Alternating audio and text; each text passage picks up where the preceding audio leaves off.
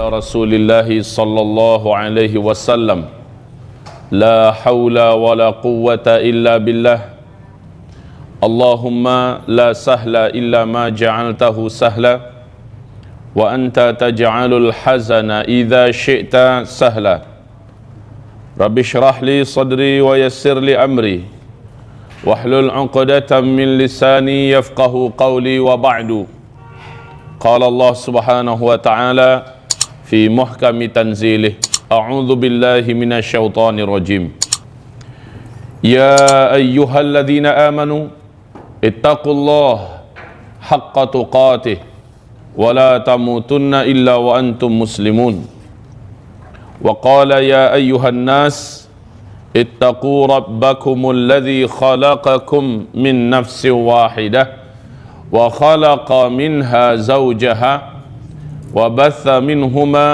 رجالا كثيرا ونساء واتقوا الله الذي تساءلون به والأرحام إن الله كان عليكم رقيبا وقال يا أيها الذين آمنوا اتقوا الله وقولوا قولا سديدا يصلح لكم أعمالكم ويغفر لكم ذنوبكم ومن يطع الله ورسوله فقد فاز فوزا عظيما اللهم ارحمنا بالقرآن وصدق الله العظيم وقال النبي صلى الله عليه وسلم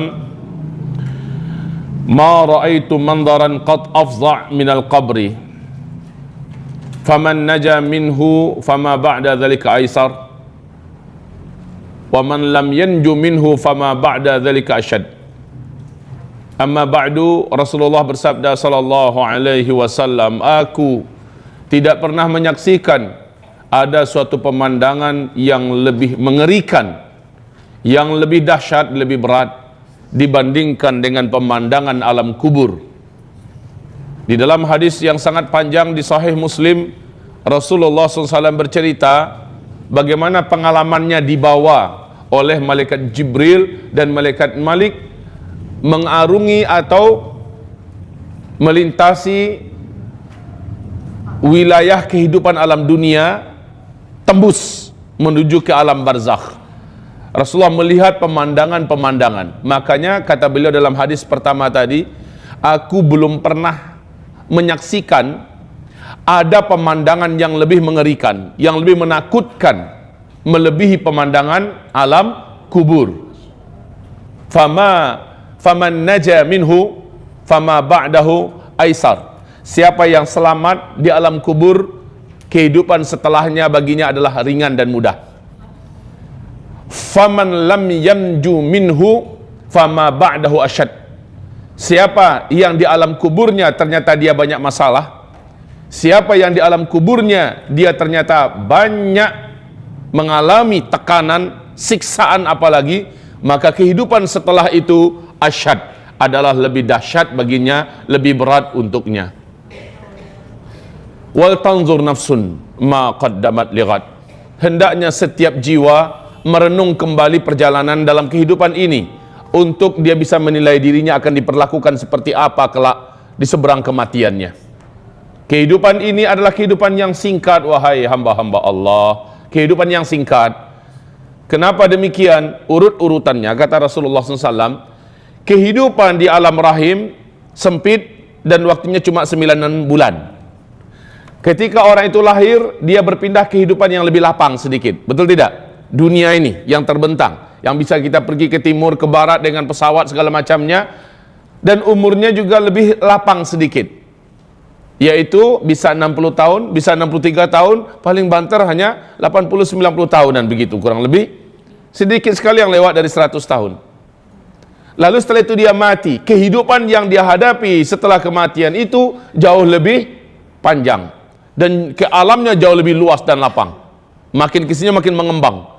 Nanti setelah tiupan sangkakala yang kedua, ya, setelah kiamat terjadi, di tiupan sangkakala pertama, kemudian manusia, jin, seluruh binatang, langit dan bumi sirna. Kullu man 'alaiha fan wa yabqa wajhu rabbika dzul jalali wal ikram. Seluruh yang ada, yang pernah Allah ciptakan di tiupan sangkakala pertama akan menjadi sirna seluruhnya. Kemudian pas tiupan yang kedua, manusia dihidupkan kembali. Nah, itulah kehidupan yang tidak ada lagi batasnya. Kehidupan yang tidak ada lagi kematian. Ternyata, wahai Bapak Ibu, saudara-saudari yang kami muliakan, kematian adalah ciptaan Allah. Kematian nanti pada hari kiamat, kata Rasulullah SAW, di depan seluruh jin dan manusia di padang mahsyar akan diambil oleh malaikat maut, lalu dicengkramnya dengan tangan kirinya. Kematian itu seperti binatang, kata Rasulullah. Jadi Allah menjadikan kematian itu diibaratkan seperti sebuah binatang. Apabila orang yang masuk surga telah diantarkan ke surga dan mereka masuk, apabila orang yang menjadi ahli neraka telah diantarkan ke neraka dan diseret ke neraka dan masuk, lalu malaikat di antara surga dan neraka mengangkat binatang ini. Dia bertanya dan berkata dengan suara yang terdengar oleh siapapun saja di seluruh penduduk surga dan di seluruh penduduk neraka, kalian tahu apa ini? Ini adalah kematian. Dengan ini kalian dulu dibatasi kehidupan. Dengan ini kalian dulu berujung dengan kematian. Ini adalah kematian. Maka malaikat ini langsung menyembelih kematian itu di depan seluruh penduduk surga yang ada di surga, oleh penduduk neraka yang ada di neraka bisa menyaksikannya. Maka setelah dia sembelih kematian itu, malaikat berkata, khuludun khulud lal maut. Sekarang kehidupan kekal, tidak ada kematian. Orang-orang yang hidup di dalam surga ragu, jangan-jangan hidup saya berakhir lalu berakhirlah kesenangan ini. Tidak perlu lagi kamu mengkhawatirkan. Kamu kekal di dalam surga, kekal. Hari demi hari yang kamu jalani di dalam surga lebih sempurna dan lebih enak daripada hari sebelumnya. Bertambah waktu ke depan, bertambah indah, bertambah enak, bertambah lezat, bertambah nyaman, bertambah bahagia di dalam surga. Dan kesedihan juga adalah makhluk, itu pun dibuang dan dimatikan oleh Allah. Tidak ada lagi kesedihan, tidak ada sakit yang dalam surga. Sementara yang di neraka, mereka berharap mudah-mudahan ada ujung dari kehidupan dalam neraka, yaitu kematian. Tapi setelah dia lihat kematian disembelih oleh malaikat maut, bahwa kematian sudah tidak ada, bertambah menjadi putus asanya ahli neraka. Gimana? Kalau seandainya bisa bunuh diri mati mah enak, ya kan? Dalam neraka bunuh diri mati, ya enak, lepas dari neraka. Ini malah nggak bisa mati. Ya Rabb, ibadallah ma'asyiral muslimin, apakah kehidupan yang sebentar saja di kehidupan dunia ini berhasil melenakan dan melalaikan kita? Rugi, Bapak Ibu, rugi. Hanya gara-gara uang yang tidak seberapa, emas yang tidak seberapa, menjadikan kita menipu, mencuri, merampok, membunuh, melakukan kezaliman, menjadikan kita melakukan berbagai macam perbuatan riba dan segala macamnya. La haula wala quwata illa billah. Ibarallah ma'asyiral muslimin wal muslimat. Pembahasan kita terakhir di Masjid Al-Bina dulu saya ingat, yaitu tentang perjalanan roh, dan ini sudah selesai. Perjalanan roh, bagaimana dia dicabut dan seterusnya. Kemudian kita menceritakan tentang pengalaman Nabi, apa yang beliau saksikan di alam kubur, bahwa pemandangan yang ada di alam kubur kontras habis dengan pemandangan yang ada di Malaul A'la. Malaul A'la adalah tempat rohnya orang-orang yang beriman, orang-orang soleh, dibawa membumbung ke langit, disimpan di sana. Di mana? Di salah satu di antara taman-taman surga. Sehingga Rasulullah bersabda, sesungguhnya kuburan itu untuk orang beriman adalah raudhah mir riyadil jannah, satu taman di antara taman-taman tempat transit kita loh Pak. Orang beriman tempat transitnya menjelang sangkakala pertama ditiup, yaitu di taman surga. Belum masuk, baru sebatas tamannya doang, ya, belum masuk lagi ke surga, karena masuk surganya ntar habis tiupan yang kedua, ya, kita dibangkitkan, urusan padang mahsyar selesai, kemudian kita digiring menuju ke titian. Apabila selamat di titian, kita nyampe di seberang, dibukakan pintu-pintu surga, masuk, baru setelah itu halal bagi kita masuk surga. Menjelang kiamat, yang terjadi bukannya masuk surga dulu, tetapi diletakkan di wilayah transit, yaitu salah satu taman di antara taman-taman surga. Di dunia ini untuk dapat ke taman yang sangat indah, karcis dan ongkos masuk saja mahal, dan kita akan selfie-selfiean di sana, foto-foto, ya, menghabiskan waktu. Sementara di sana sambil nunggu kiamat, subhanallah, angin surga, rumput surga, batang-batang surga, tumbuhan surga yang sifatnya taman-taman surga, mala ainun ra'at, mata enggak pernah menyaksikan ada yang seindah itu di dunia, wala udhunun sami'at, telinga juga enggak pernah dengar, dalam sejarah kisah khayalan dongeng pun enggak akan sampai, wala khatar ala qalbin bashar. Sampai kapan? Sampai menunggu sangkakala pertama ditiup. Jadi tempat transitnya, siapa yang paling tinggi posisinya di alam kubur atau alam barzakh, di a'la, di malaul a'la itu. Jadi ada levelnya. Malaul a'la, ya, inilah tempatnya orang-orang yang ditinggikan oleh Allah. Yang tertinggi adalah al-a'la illiyin. A'la illiyin, ini yang paling tinggi dari seluruh yang tinggi-tinggi. Saya rasa, saya yakin Bapak Ibu semua sepakat dengan saya. Nggak perlulah harus di a'la iliyin, pokok dia di malaul a'la aja udah nyaman dah. Bener nggak? Amin ya Rabb, amin ya Rabb. Semoga nanti kita bisa ketemu di sana, ya Allah ya Rabb, ya Rabb. Dan mereka yang di sana itu Bapak Ibu tahu persis di kehidupan dunia ini bisa saling bual-bual, kalau bahasa orang Malaysia berbual-bual, ngobrol-ngobrol, cerita-cerita. Bu, ibu dulu tinggal di mana di dunia? Oh, saya di sudutnya Sunda, sebelah sana. Ya, Pak, Bapak tinggal dulu di mana? Saat itu Bapak Ibu yang kami muliakan, halal bagi kita untuk berbicara tentang masa lalu di kehidupan dunia. Tetapi yang enggak nyampe di sana ditanyain, kamu kan si fulana yang tetangga saya di rumah saya. Iya, betul. Kamu kan udah ninggalnya kapan? 2 minggu yang lalu. Masya Allah, kok saya nggak tahu ya? Kamu aja yang sibuk. Terus anak-anak saya gimana? Pas kamu tinggalin, loh, nggak ketemu sama kamu? Enggak. Anak kamu udah meninggal duluan sebelum saya 3 bulan yang lalu dalam tragedi kecelakaan. Lalu dicari database-nya, gitu loh kita nanti di Malaul A'la dicari database-nya. Kok anak saya nggak ada? Di mana posisinya? Maka tahulah orang tua atau kita yang sudah meninggal dan letaknya di tempat yang mulia itu, anak kita bukan di situ tempatnya, tapi di mana? Asfalas safilin. Asfalas safilin. Tahulah kita bahwa keturunan kita, anak kita tidak ditempatkan di tempat yang mulia ini, tetapi mereka diletakkan di asfalas safilin. Kata Syekh Islam Ibn Taimiyah, asfalas safilin adalah suatu tempat yang paling rendah, paling panas, paling sempit, paling menyesakkan dan penuh siksaan, di dalam perut bumi letaknya. Enggak di langit. Kalau di langit itulah dia tadi malaul a'la. Kalau di bawah disebut dengan sijjin. Wa ma adraka ma sijjin. Lanjut. Kitabun marqum. Orang-orang yang disijjin, di penjara di dalam perut bumi, mereka disiksa. Mereka disiksa sambil menunggu kiamat. Model siksaannya inilah yang Nabi Muhammad pernah diajak oleh malaikat Jibril dengan malaikat Malik jalan-jalan ke alam barzakh. Yang dikasih lihat adalah pemandangan serem itu. Nabi melihat ada orang yang disiksa begini, lalu diceritakan oleh malaikat Jibril, itu pemakan riba tuh, hai Muhammad, umatmu yang makan riba, akibatnya. Dilihat lagi pemandangan yang lebih seram daripada yang tadi. Itu siapa, hai malaikat Jibril? Itu umatmu, hai Muhammad. Umatku lagi. Apa yang mereka buat ketika hidup di dunia? Dikasih tahu, umatmu dulu hobinya memecah belah persaudaraan orang, mengadu domba ke sana kemari.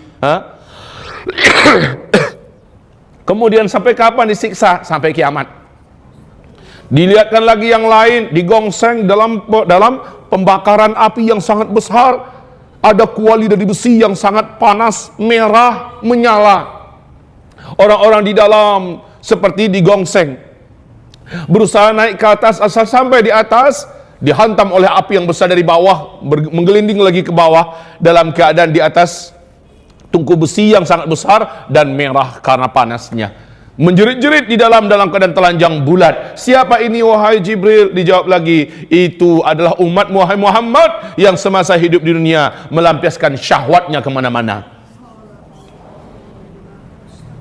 diajak kemana-mana melihat pemandangan-pemandangan. Makanya kata Nabi, ma ra'aitu manzaran qat afdha minal qabr. Aku belum pernah menyaksikan ada pemandangan yang lebih hebat, yang lebih menakutkan, yang lebih dahsyat dibandingkan dengan pemandangan alam kubur.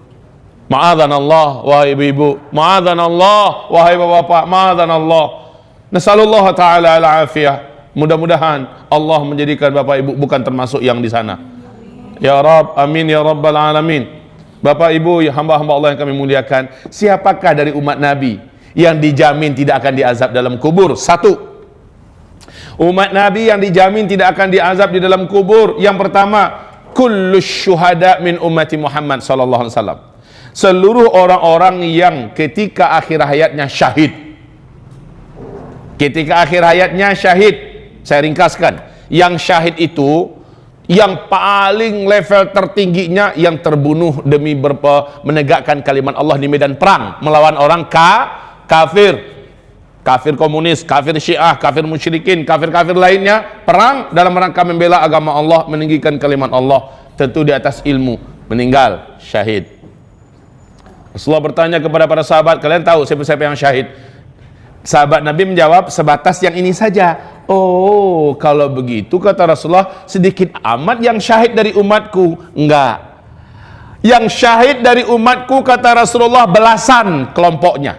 Ada yang tenggelam sementara dia mukmin, matinya tenggelam karena tsunami kah, karena masuk ke dalam musibah, ya intinya maka dia tenggelam, syahid. Ada yang meninggal karena sakit di perutnya, mukmin, dia syahid. Ada yang meninggal karena sakit di kepalanya, mukmin, dia mukmin loh ya, syaratnya mukmin, bukan musyrik ya. Lalu dia meninggal, udah berobat kemana-mana dengan obat yang benar dan halal, enggak sembuh-sembuh, meninggal, syahid. Siapa yang meninggal demi mempertahankan akidahnya dan agamanya lalu dibunuh, syahid. Siapa yang meninggal karena dalam proses perjalanan menuntut ilmu, dia meninggal, baik yang sedang di pesantren atau yang sedang pergi menuntut ilmu ke Madinah, mupanya ke Mekah dan sebagainya, atau pergi ke majelis ilmu macam Bapak Ibu, ternyata pulang-pulang meninggal dunia, syahid ya. Ini perjalanan yang mulia. Man kharaja fi talabil ilmi fahuwa fi sabilillah. Siapapun yang keluar dari rumahnya niatnya nambah ilmu, dia ada fi sabilillah. Sampai kapan? Sampai dia kembali sampai di rumah. Jadi Bapak Ibu selama pulang pergi ini perjalanan yang paling berharga dan paling mahal yang Bapak Ibu tempuh, yaitu perjalanan fi sabilillah. Andai ada terjadi apa-apa di jalan, syahid ya. Jadi yang syahid dari umat Nabi itu amat banyak, termasuk yang meninggal dunia karena mempertahankan hartanya, mempertahankan kehormatannya, dibunuh, maka dia syahid. Siapa yang meninggal dunia kata Rasulullah sallallahu alaihi wasallam dalam keadaan dibakar atau terbakar, bukan membakar diri ya, maka mereka seluruhnya adalah syahid. Ini yang pertama, mereka bebas dari azab kubur. Mungkin ditanya, tetapi dalam hadis Imam Ahmad dan At-Tirmidzi Rasulullah SAW bersabda, bahkan yang syahid tidak akan ditanya di dalam kuburnya. Subhanallah. Cuma masalahnya kita kan nggak bisa menentukan kita bisa syahid atau tidak. Ini masalah kita. Bapak Ibu yang kami muliakan, kalau begitu maka biasakan diri kita ada di atas kebiasaan-kebiasaan yang mulia, di mana jika seseorang meninggal dunia, umumnya kata Nabi kita, seseorang hanya akan meninggal di atas kebiasaan apa yang biasa dia buat. Kalau kebiasaannya baca Quran, biasanya dia meninggal sedang baca Quran. Kalau kebiasaannya puasa Senin Kamis, memang dia rutin, maka sedang puasa itu dia meninggal dunia. Intinya kebiasaan kita lagi ngapain? Kalau kebiasaannya suka ngunjingin orang, insya Allah meninggalnya sedang menggunjingin orang, dan seterusnya. Yang kedua, orang yang tidak akan diazab di dalam kuburnya kata Rasulullah SAW, orang yang sedang ribat, orang yang sedang ribat. R-I-B-A-T-H. Kalau bahasa Arabnya ro, ba, alif, to, ribat. Ribat itu sebuah istilah yang hanya muncul dalam suasana perang. Nah, siapa yang begadang, yang jaga, yang ronda, mengawasi gerak-gerik musuh demi mengamankan kaum muslimin, ya. Jadi dia ada di perbatasan nih. Itu grup musuh. Iya, ini sementara ini adalah perkampungan muslim, para mujahidin umpamanya. Dia di sini menjadi ronda, jadi intel mata-mata ya. Lalu ternyata dia terbunuh. Maka dia diharamkan untuk diazab dalam kubur. Haram.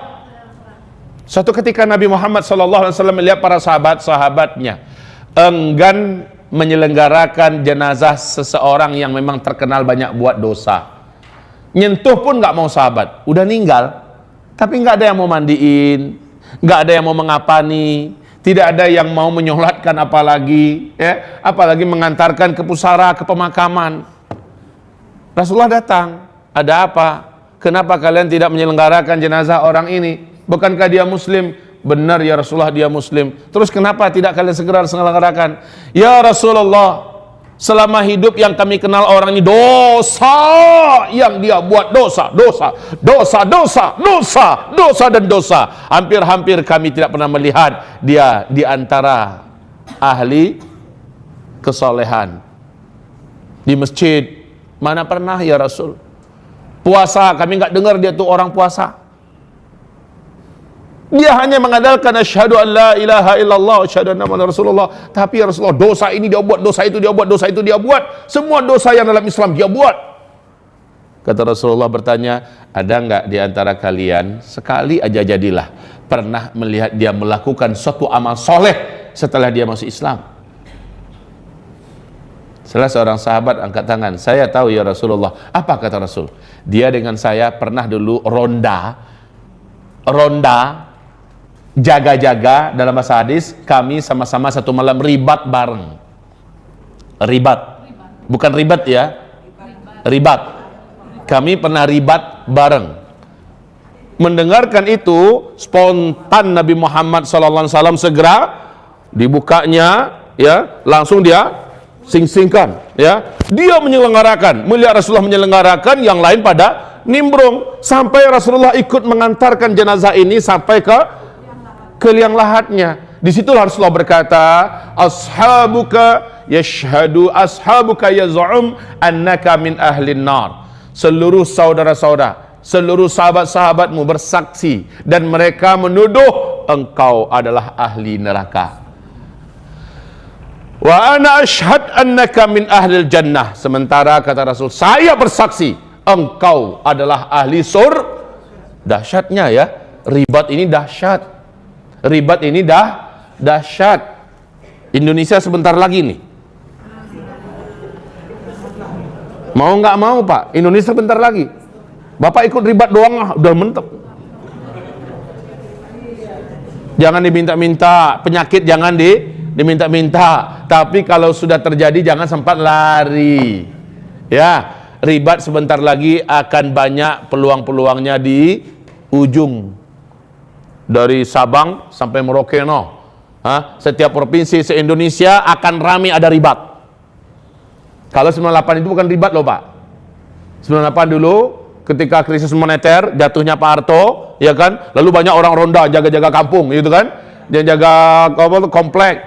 Itu bukan ribat. Yang ribat ini dalam rangka mempertahankan agama Allah, membela agama Allah. Nah, yang bangkit besok itu adalah Syiah dan komunis loh. Syiah dan PKI, dan mereka mulai membunuh, membantai, membakar, menghancurkan, dan kita wajib bela diri. Saat itu kita harus bersama-sama orang-orang beriman. Lah yang bangkit dalam jadwal dia ronda, lalu dia terbunuh di situ, dia ribat. Ini cuma peluangnya buat laki-laki. Perempuan, ibu mau ribat? Mau. Bu, peluang ibu untuk ribat ada. Ibu bakar semangat suaminya, Mas, kamu berangkat Mas. Aku bersama orang-orang beriman yang lain di sini, kami akan menjaga diri kami. Ya, Mas berangkat. Selama Mas ibu, suami ibu ikut ribat, pahalanya mengalir sepenuh dia dapat. Allahu Akbar. Ya, kalau dia berjihad, dapat pahala seberapa banyaknya, dijamin ibu dapat semuanya. Tapi jangan ibu pegang kaki suami kita, Mas jangan tinggalkan aku. Nggak dapat apa-apa Bu. Kalau ternyata dia jadi pergi, ibu nggak dapat apa-apa. Kenapa? Ibu tidak ikhlas. Bahkan ibu tidak rela dia pergi. Aku tinggal sama siapa, Mas? Ya, nggak jadi dah. Jadi baik ibu semangatkan suaminya, ibu semangatkan, Ustadz, kami udah nggak punya suami. Kami adalah GJI, Grup Janda Indonesia. Gimana Ustadz? Nggak apa-apa. Ada anaknya nggak yang laki-laki? Kasih semangat. Ngalir ke ibu pahalanya. Ada menantunya nggak yang laki-laki? Kasih semangat anak perempuan kita supaya suaminya juga dilepas. Ya, kasih semangat. Jadi yang para ibu-ibu bakar semangatnya. Ustadz, menantu nggak punya, anak laki-laki nggak punya. Gimana? Biayain orang yang mau. Gitu caranya. Maka dapat pahalanya semua. Subhanallah. Ya, siap-siapkan dari sekarang. Nggak lama lagi loh. Hasbunallah, ni'mal wakil, ni'mal maula, wa ni'man nasir. Bapak Ibu, hamba-hamba Allah yang kami muliakan, nih yang kedua, ribat. Dan di manakah ribat yang paling mulia kata Rasul? Di akhir zaman, ribat yang paling keren, ribat yang paling tinggi derajatnya, ribat yang paling mulia adalah di Syam. Ya. Wa inna afdala jihadikum, pada saat-saat demokrasi sedang membungkus dunia, saat itu yang terutama amalan yang paling hebat adalah jihad kata Rasul. Kan ada jihad pendidikan, ada jihad dakwah, ya, ada jihad ilmu, menuntut ilmu, ada jihad ekonomi, ada jihad macam-macam jihadnya. Tapi kata Rasulullah, dari seluruh jihad-jihad yang ada di masa itu, jihad yang paling mahal, jihad yang paling tinggi nilainya adalah jihad yang ada ribatnya, yang ada ribatnya. Ribat itu sebuah istilah yang hanya muncul di medan perang, Pak. Jadi jihad yang paling tinggi adalah jihad perang. Di situ ada istilah ribat muncul.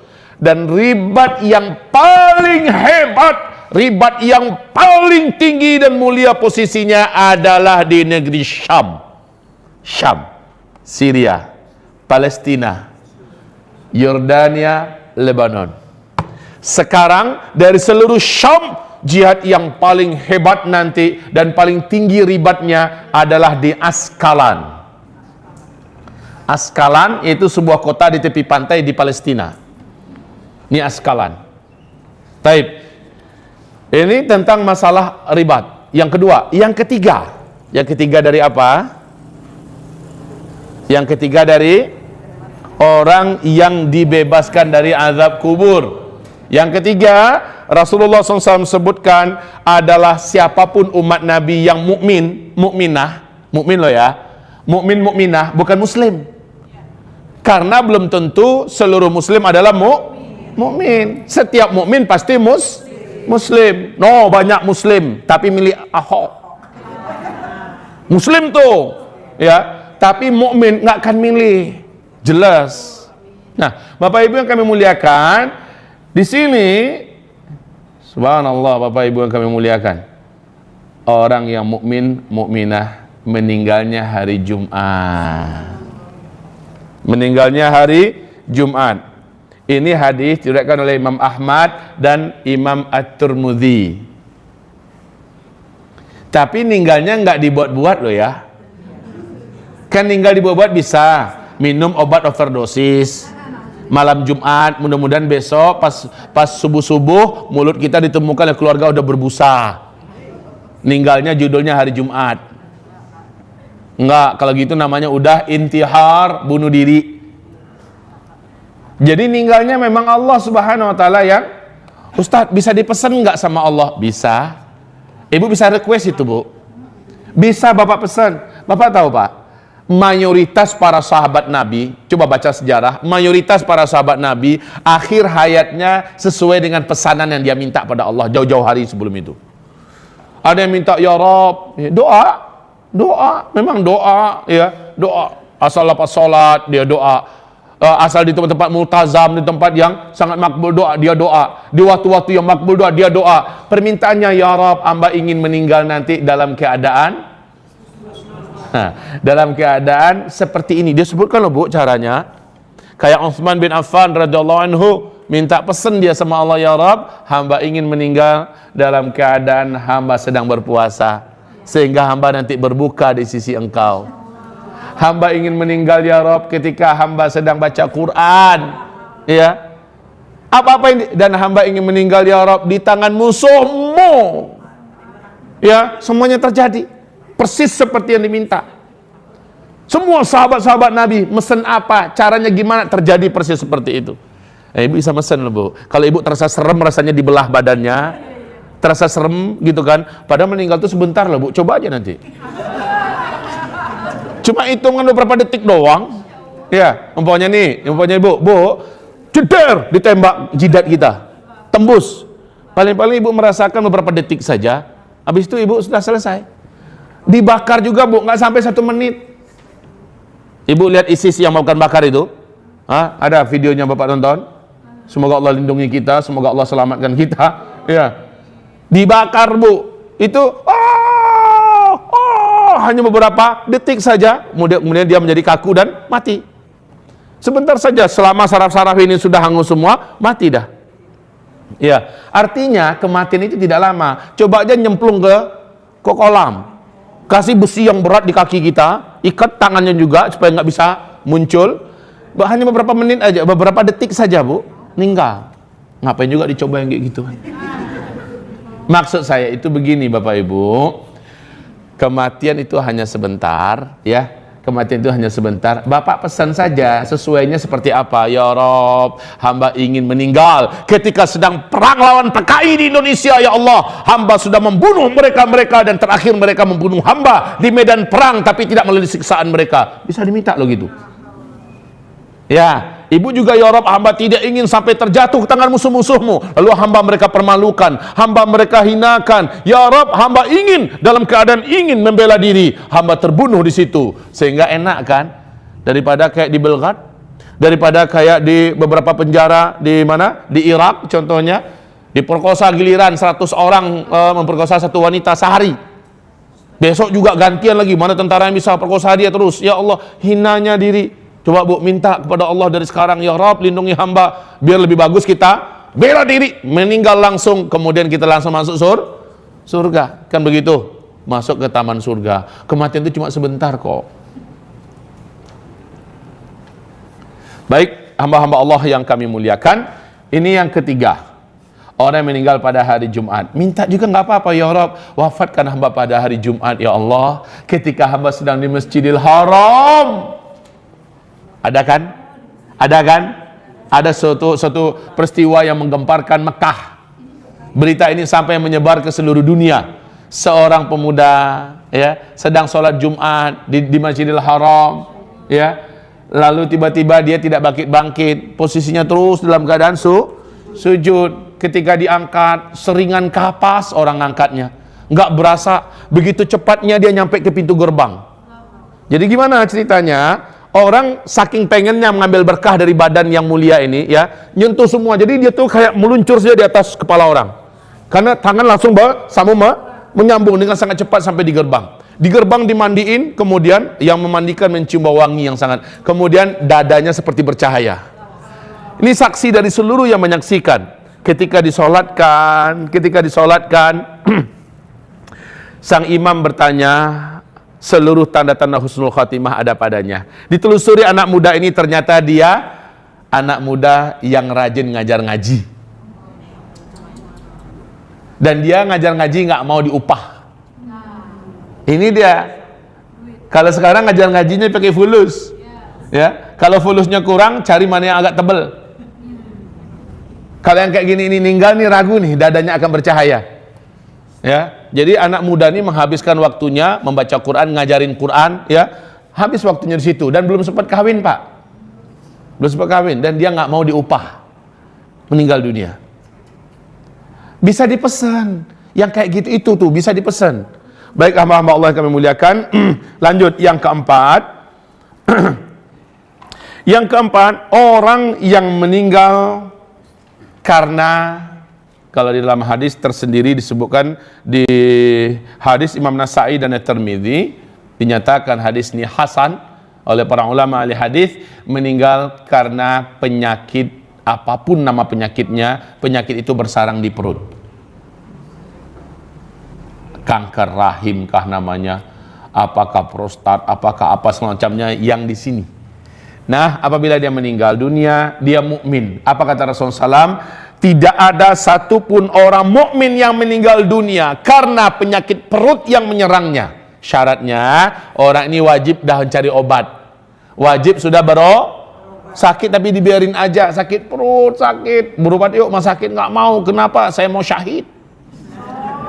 Nggak boleh, berobat itu hukumnya wajib.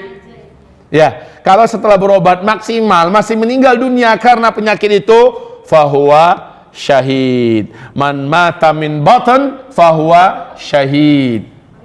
Ya, balik lagi ke kajian kita yang awal-awal tadi. Ibarat Allah yang kami muliakan, ini tipe-tipe dan kelompok manusia yang tidak akan diazab di alam kubur. Baik, hamba-hamba Allah yang kami muliakan, sampai kapan kita menanti di padang mahsyar? Maaf, ini belum cerita padang mahsyar ya, masih dunia terbentang ya, masih dunia ada. Sampai kapan? Sampai malaikat Israfil meniup sangkakala yang pertama. Sementara bapak dan ibu ketahuan sudah oleh bapak dan ibu tempat bapak ibu di mana. Bapak ibu mau tahu kapan ibu bisa tahu tempat ibu bapak ibu di mana kalau udah meninggal? Saya udah nyampaikan loh ini.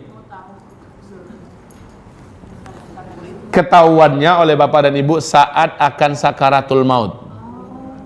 Cuma sayang bapak nggak bisa cerita sama orang lain, ibu nggak bisa cerita sama orang lain. Apa? Setiap yang akan meninggal diizinkan Allah, tidak gaib, dilepaskan oleh Allah, lalu dia melihat langsung pemandangan dalam di situ ada gerbang surga, gerbang istana yang indah dalam surga. Di gerbang itu tertulis owner, pemilik tempat ini adalah namanya, nama ibu Fatimah, nama ibu Khadijah, nama ibu Aisyah, nama ibu Siti Fadilah.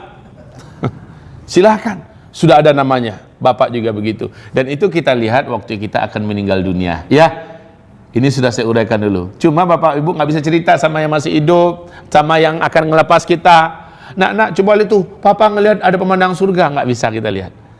Itu gunanya apa dikasih lihat oleh Allah? Ternyata Rasulullah mengatakan dikasih lihat ke kita agar kita tidak mencengkeram jasad.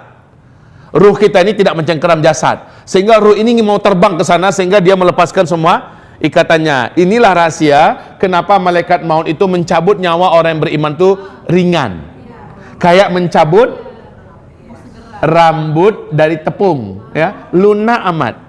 Dan dibacakan ayat oleh malaikat maut, ya ayyatuhan nafsul mutmainnah irji'i ila rabbiki radiyatan mardiyah fadkhuli fi ibadi wadkhuli jannati. Ditarik perlahan. Roh juga nafsu banget ngelihat tempatnya yang udah tersedia, lalu melepaskan semua pegangan dan cengkramannya. Beda dengan orang munafik yang berpihak kepada penista Quran. Beda dengan orang munafik yang berpihak demi kekuasaan dan jabatan, walaupun Islam diinjak-injak, ulama difitnah, dan dia tetap berpihak ke kelompok yang menghina ini. Maka mereka-mereka ini matinya nanti dalam keadaan dipanggil dengan bentakan, ya ayyatuhan nafsul khabithah, hai jiwa yang kotor, hai jiwa yang keruh, yang menjijikkan, keluar kamu. Sementara jiwa nggak mau keluar, roh nggak mau lepas. Lish limadha, kenapa? Karena saat itu nafas dan roh diizinkan Allah melihat pemandangan neraka. Di situ ada tempatnya. Di situ ada ruangan penyiksaan yang di depan pintu gerbang penyiksaan itu tertulis namanya. Ini adalah tempat si fulan yang kurang ajar. Si fulan pembela si anu. Si fulan adalah si anu, ya. Maka dia menyaksikan tempatnya. Roh nggak mau keluar. Akhirnya nafas dan roh ini mencengkram seluruh kisi-kisi, seluruh mili demi mili daripada tubuhnya dan jasadnya. Ini yang menjadikan kematiannya berat.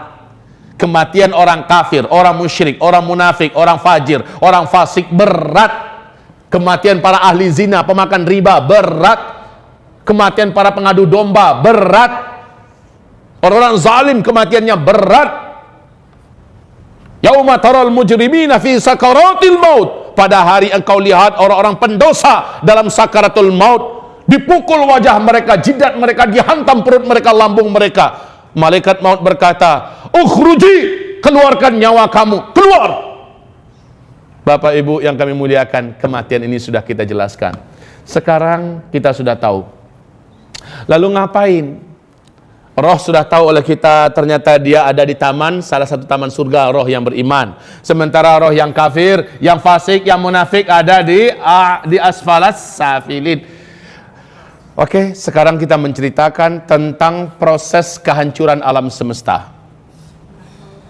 Proses kehancuran alam semesta. Urut-urutannya saya sudah sampaikan, siapa tahu masih ada yang membawa di antara ibu. Ini kan ada poster kecil ya. Ada poster kecil, waktu itu ada di kitab ini masing-masing. Nah, di poster ini adalah perjalanan hidup manusia. Perjalanan hidup manusia mulai dari alam dunia. Nih, alam dunia. Mukmin kafir menembus alam barzakh. Tembus masuk ke alam kubur. Ini adalah alam barzakh. Di mana arwah yang sudah nyampe di sini, sedetik pun dia tidak bisa lihat berkomunikasi dengan yang ada di sini. Apapun caranya tidak akan pernah bisa. Jadi sebuah pembodohan dan memang kebatilan yang mengatakan ada ilmu pemanggil roh. Yang benar itu yang datang adalah jin dan setan. Yang menjelma dalam wujud manusia yang dulu pernah hidup buat mengelabui yang masih hidup. Ya, setelah ada di sini nggak ada itu. Si manis jembatan Ancol. Si anu dalam keadaan hamil lalu diperkosa kemudian dibunuh lalu dia gentayangan. Ya macam-macam itu dibodoh-bodohin. Ya. Nah kaum muslimin setelah nyampe di sini mereka menunggu sangkakala ditiup. Ya. Nah peristiwa demi peristiwa saya sudah sampaikan. Peristiwa tanda besar kiamat ada 10. Satu, ringkasnya saja nih, ringkasnya saja. Satu, dukhon. Yang kedua, Dajjal lepas. Yang ketiga, Nabi Isa turun, Dajjal dibunuh. Yang keempat, Ya'jud Ma'jud bebas, ya. Kemudian Ya'jud Ma'jud dihabisi oleh Allah serentak di muka bumi ini. Ya, 10 tanda besar kiamat. Mana kiamat tidak akan terjadi sampai yang 10 ini muncul dulu. Yang pertama kalau sudah muncul, yang lain menyusul dengan sangat cepat, waktunya dekat-dekat, nggak pakai jarak, nggak pakai jauh. Ya, saya ulangi, Dukhon, Dajjal, Nabi Isa, Ya'jud dan Ma'jud. Kemudian bumi memasuki masa-masa aman, di mana bumi langsung dipimpin oleh khilafah Islamiyah, keturunan kandung Nabi Muhammad Al-Mahdi. Disitulah terjadi tanda besar kiamat yang kelima, matahari terbit dari sebelah barat. Betul-betul fisik matahari. Langsung menyusul tak lama kemudian yang keenam, keluarnya binatang raksasa di tiga tempat dari dalam perut bumi. Allah menceritakan ini dalam surat An-Naml, ya, di ayat 82, yaitu Dabatul Ardi. Binatang ini keluar. Kemunculan yang ketiga yang terakhir adalah di kota Mekah. Dari dalam perut bumi kota Mekah dia muncul. Oke, binatang ini juga kembali tenggelam dan hilang sama sekali. Tanda besar kiamat yang ketujuh, bertiup angin sejuk nan wangi dari negeri Yaman. Seluruh orang yang kenal dan beriman dengan Allah meninggal dunia serentak. Dan yang tersisa hidup setelah itu hanya orang kafir saja yang memang tidak kenal dengan Allah Subhanahu wa taala. Selesai 7, yang kedelapan, tenggelamnya daratan permukaan bumi yang ada di sebelah timur, ya, masuk dalam laut. Kemudian langsung menyusul yang ke-9, tenggelamnya daratan bumi sebelah barat. Ya, dan yang ke-10 yang tersisa dari bumi adalah satu ketul daratan bumi yang ada di timur tengah. Mulai dari Yaman sampai ke Syam, ya. Nah, bumi saat itu tersisa ini saja, yang lain laut seluruhnya. Ya. Kemudian dari sana, dari Yaman keluar api raksasa setinggi-tinggi bukit dan gunung. Ini tanda yang ke-10 ya. Seluruh orang yang tinggal di Jazirah Arab lari menuju ke negeri Syam. Sampainya mereka di negeri Syam, semuanya barulah malaikat Israfil meniup sangkakala yang pertama. Ibadallah ma'asyiral muslimin, apa yang terjadi dengan sangkakala yang pertama ini? Allah Subhanahu wa taala menceritakan, saya ringkaskan saja. Mungkin kalau saya bacakan dalil dan ayat, hadis segala macamnya terlalu panjang Bapak Ibu. Ringkasannya begini. Bapak Ibu, malaikat Israfil ketika mengetahui bahwa Nabi Muhammad sudah diutus, pangkal terompet itu sudah dimasukkan ke dalam mulutnya. Kemudian kata Rasulullah, kedua bola matanya tiap sebentar melirik ke bawah arasy Allah, menunggu aba-aba kapan ini ditiup. Ternyata saat dia dapat instruksi untuk ditiup, langsunglah dia meniup. Akibat tiupannya ini, kata Rasulullah sallallahu alaihi wasallam, seluruh sendi-sendi alam semesta hancur sehingga seluruh alam semesta menjadi lemah. Langit menjadi lemah, bumi menjadi lemah, matahari menjadi lemah, bintang-bintang dan seluruh tata surya menjadi lemah, lalu mereka akan bertabrakan antara satu dengan yang lain. Kaum muslimin yang kami muliakan, kondisi ini menjadikan beberapa pemandangan berikut ini pasti akan disaksikan